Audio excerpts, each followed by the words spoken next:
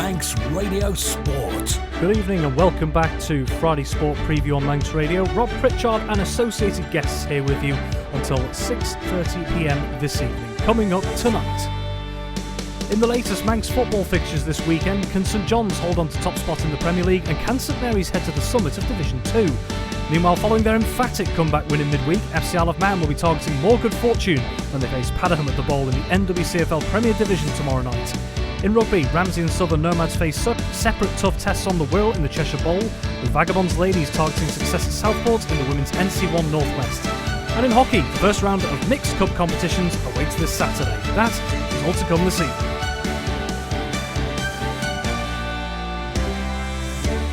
So we start with Manx football, and the battles are continuing both at the top and the bottom of the respective divisions as we await the latest round of fixtures. And here on it's becoming very dark outside at the moment. You can tell winter's approaching, can't you? Usually you can see the view outside the window. But anyway, I do have a view across the desk from me, and that is Tony Mepham who can take us through them. Tony, good evening to you. It's not a good view though, is it, Rob, looking across the desk at me? But no, I just think the weather this morning, it was absolutely horrendous. I don't know if you were up at 7:30, but when I was driving to work, it was pretty heavy, and I just thought to myself, I can't see too many games going ahead. But then when the forecast came on from Manx Radio to say that it would dry up, it did do. And there's a bit of breeze around as well, Rob, which will help. But we have lost one game, haven't we, in the Cannon Premier League game, and that's Onken against Corinthians. Onken back at the stadium now, but they don't want to take any chances. I was speaking to one of their senior men from the commissioners last night, and he said that the pitch was in good nick, but there's no point in taking a chance, and that game's been postponed for a later date. And of course we have had that massive rainfall, haven't we, earlier in the day as well. That won't have helped the situation. No, it won't, Rob. And tomorrow, what I'm hearing, the forecast is pretty good in the morning. Then there's a bit coming in the afternoon. And then not so bad tomorrow night. And then Sunday sounds like a bit of a deluge coming down again. So, I think the pitches are in good nick.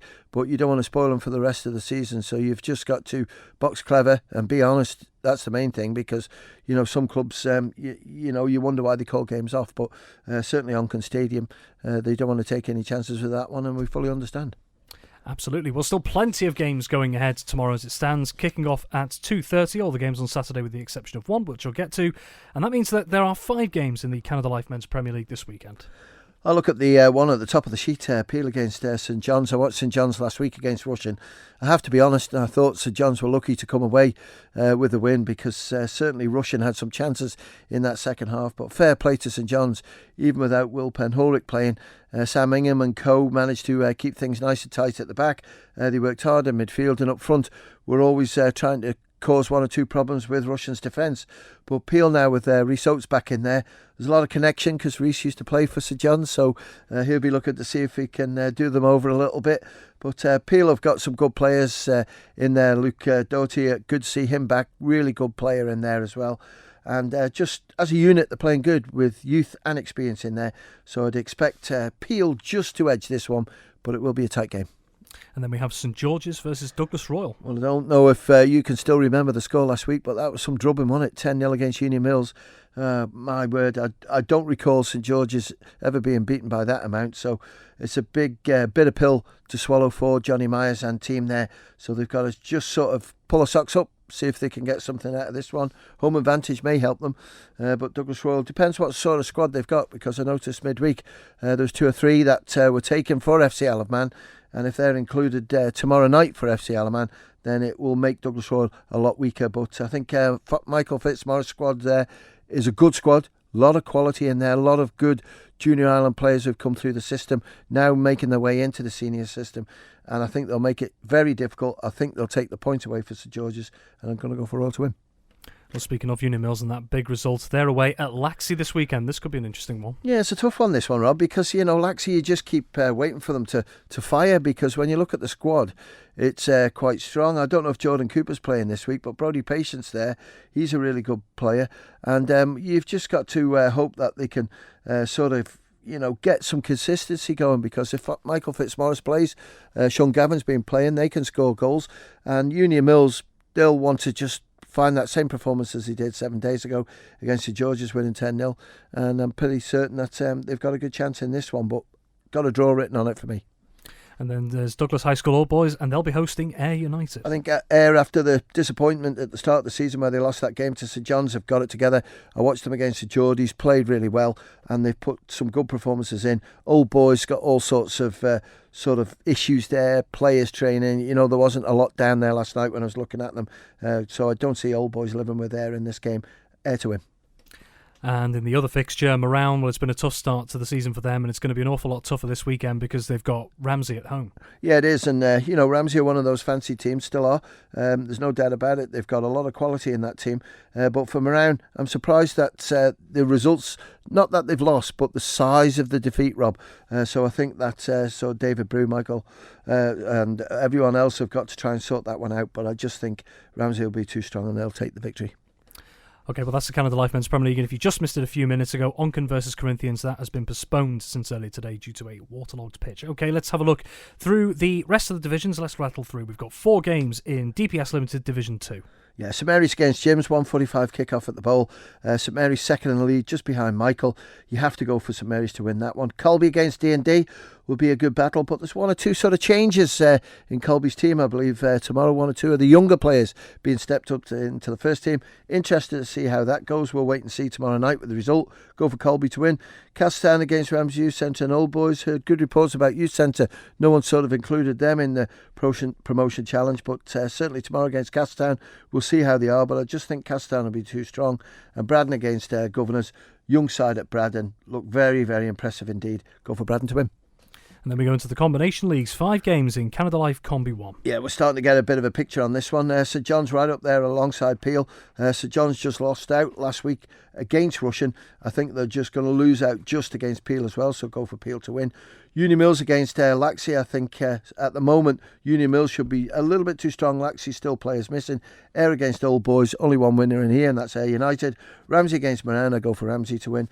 And Corinthians against Onchan. Corinthians had a great performance last week. If they can continue that, because the players, the first team players who could play, can obviously play again this week now because they won't be needed for the first team, so it makes them stronger.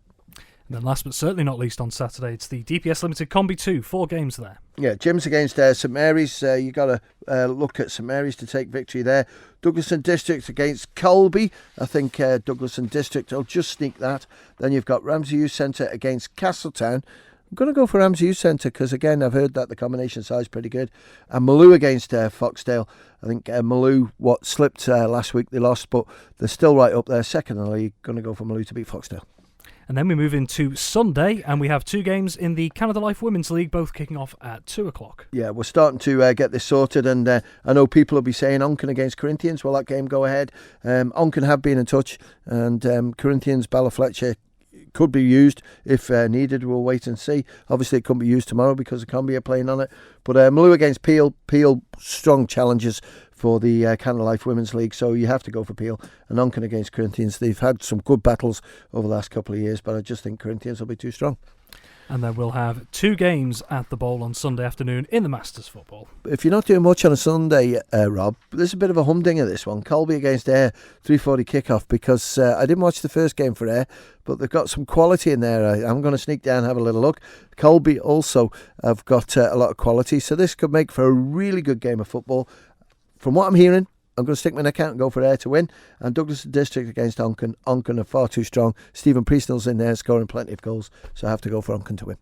Might just take your advice on Colby versus I'll see you there. I'll buy you coffee. Oh, excellent. There's the incentive. Well, that's your Manx football fixtures. Well, FC Isle of Man, they'll be aiming for success for the second time this week when they face Padiham at the Bowl in the NWCFL Premier Division this Saturday. The Ravens are coming off the back of an emphatic comeback victory against Burscough in midweek, where they bagged an enthralling 7-4 win after being 4-2 down at half-time. Well, along with 2 wins from their last 3 in all competitions as it stands, FC Isle of Man have already tasted victory against their latest opponents earlier in the campaign. Back on the 23rd of August, FC Isle of Man beat Padiham by 1-0 at the Ruby Civil Arena. FC Isle of Man are 17th out of 22 sides in the league table now, going into tomorrow on 13 points. But Padiham are expected to provide a stern test on Ireland, given their recent form. Yes, they may have endured back-to-back defeats in their last 2 games against Holker Old Boys and West Didsbury and Chorlton, but the Storks had previously enjoyed a 7-game unbeaten run in all competitions, winning 6 of those. And Padaham's Joel Brownhill also boasts one of the top top goal-scoring record so far this season with 11 in the league to his name. There's only 2 players that have actually got more. So FC Isle of Man versus Padiham at the Bowl tomorrow night, kicking off at 6 p.m. And as ever, we've got you covered on Manx Radio. We'll be providing full live match commentary, myself and Tony, of tomorrow night's game on our AM 1368 and digital platforms. So Tony, we've got 60 seconds. If you can just summarise just how big that result was in midweek for FC Isle of Man and how close a game this could be at the weekend. Yeah, it's a tough one, isn't it? I'm just looking at it midweek. That was class. When I saw it was 4-2 down at half-time, and I just, wow.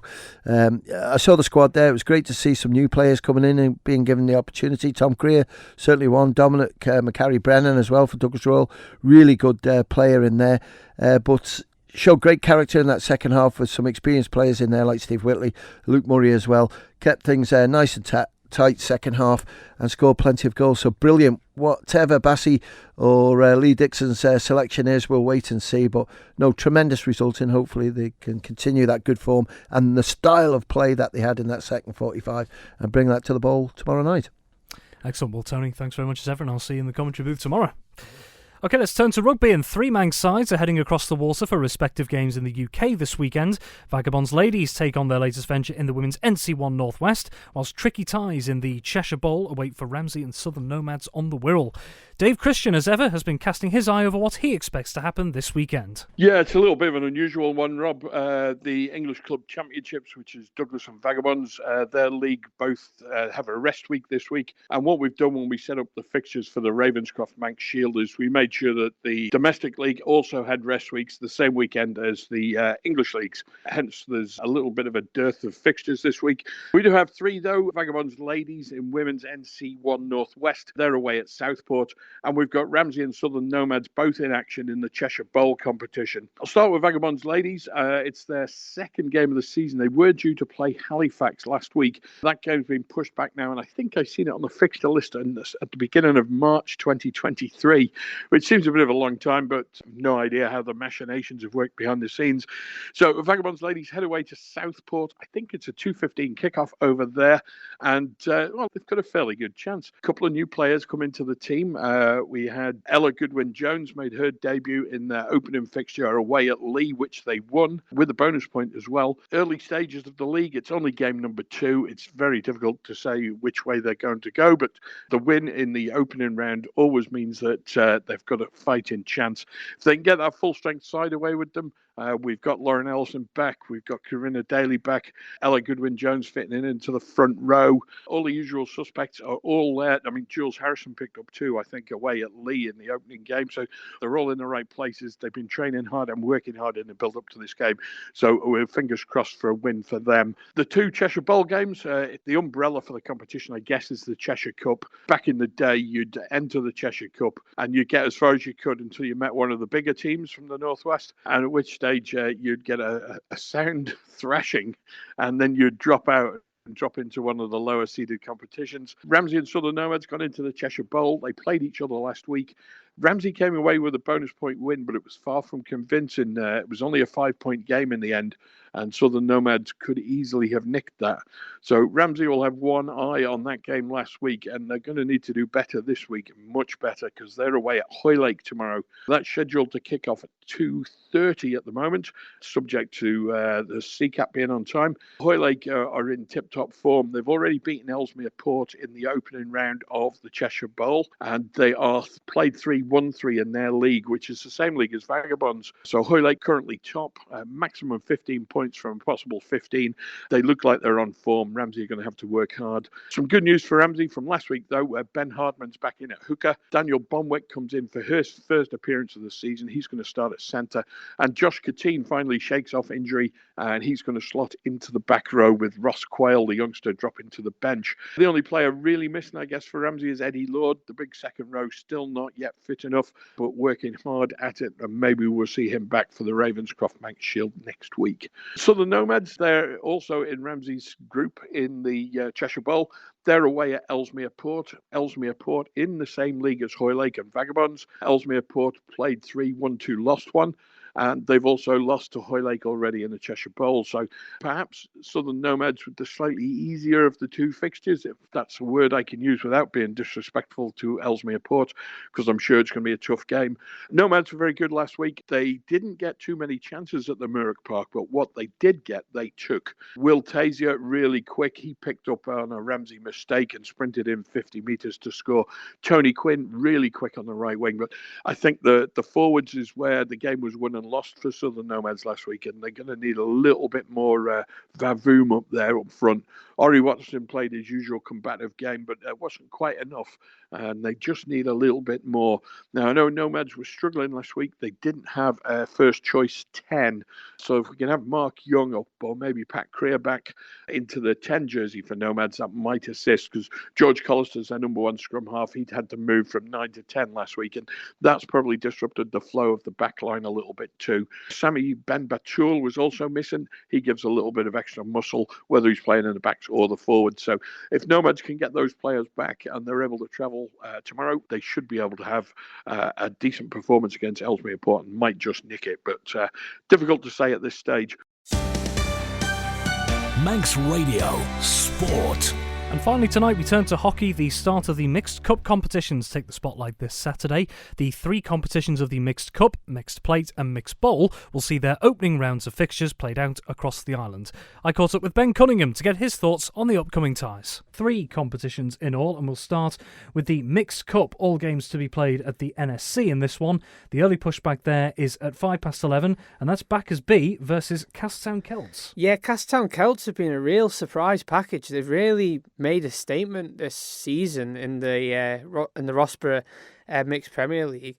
Backers B, they've had a pretty mixed bag of a season so far. They've been putting in good results, but Castletown Celts really have shown their strength and everything, and I really think that they could be underdogs in this cup, and I think it'll be a Castletown Celts win there. And then we move on to the next one that's at 12:35, and it's an interclub derby, Vikings A versus Vikings B. Yeah, Vikings A will definitely want to make up for last week's heavy surprise defeat against Backers A. Vikings B will be hoping maybe they can get one over Vikings A after what happened last week, but an interclub derby, so anything could happen, but it'll all come down to what happens on the day. And the other game in the cup as well, a 2:05 pushback, and that is Valkyries A versus Backers A. I've got this marked down as the tie of the day in the cup.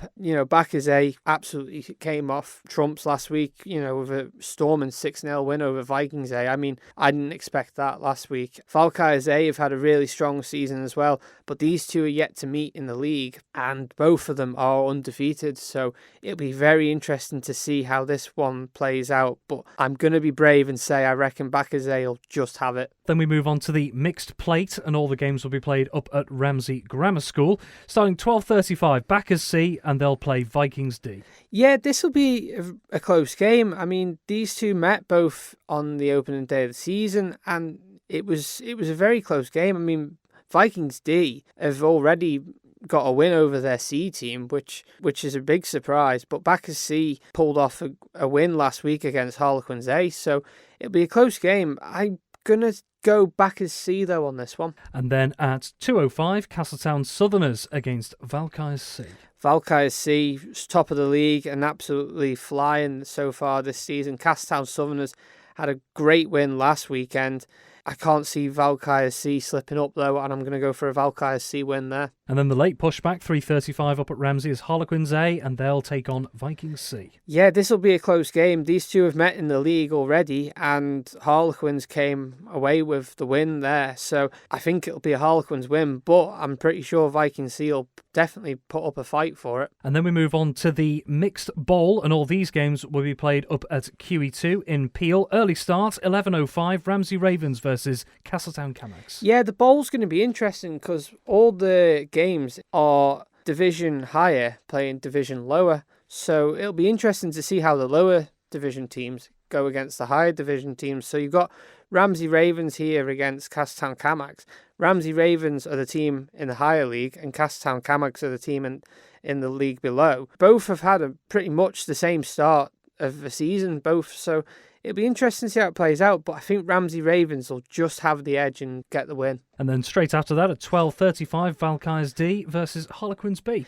Yeah, this will be a close one as well. If all these all the games go ahead and they finish level pegging at full time, there's no extra time, it goes straight to flicks, and I think this game might go to flicks. Valkyries D are pretty much match with Harlequins B, and I think this one will go to flicks, and it could come down to that one decisive flick which could decide it. And then we go to 2:05, the next game to push back, and that's Viking Z against Castletown Cushags. Yeah, Viking Z have been looking really strong this season. Castletown Cushags as well have been looking strong, but I think Viking Z will probably just have the edge on this one, but don't rule out Castletown to pull off maybe a shock surprise in this fixture. And then rounding off the fixtures in the bowl, at 3:30 is Bacchus Colts, and they take on Ramsey Rookies. Yeah, Ramsey Rookies are the division higher, Bacchus Colts are the division below, but then if you've watched Bacchus Colts play this season, you'd think that they would be the higher team. Bacchus Colts have been absolutely flying, scoring goals left, right and centre everywhere.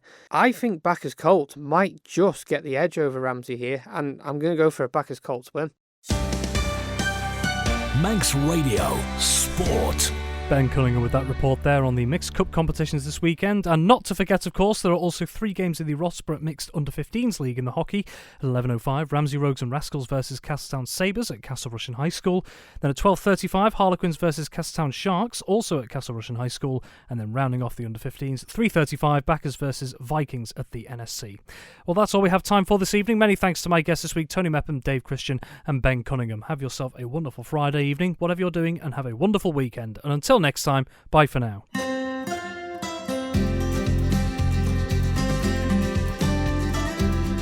Manx Radio.